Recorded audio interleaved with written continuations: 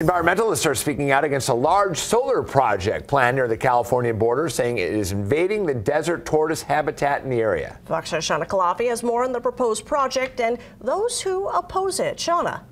Some local environmental groups are asking the Bureau of Land Management to halt this proposed solar project. They say it would threaten the already struggling desert tortoise population in the area and the overall ecosystem of this 2,400-acre site in the Mojave Desert. When we saw the big solar projects coming in, that's when we kind of sprang to action. The proposed Rough Hat Clark County solar project would take up 2,400 acres of public land in the Pahrump Valley, home to the federally protected desert tortoise, a species that's mainly found in the Nevada and California deserts, and that's already seen a significant decline in population.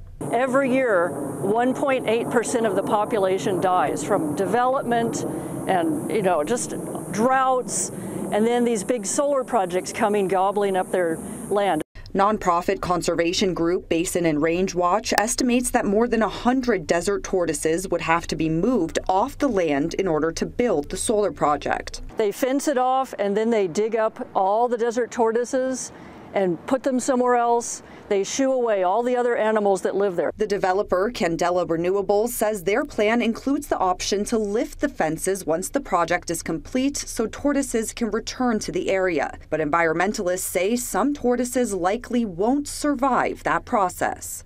We were very concerned about this impact to the desert tortoise, so we rallied up a few environmental organizations, sent a letter to the U.S. Bureau of Land Management, asking them to designate the land as an area of critical environmental concern and cancel the project. The Bureau of Land Management says it's reviewing that nomination and separately preparing the final environmental impact statement and resource management plan for the project, expected to be released this fall. And there are also concerns about the heavy machinery and solar panels possibly damaging vegetation in that area.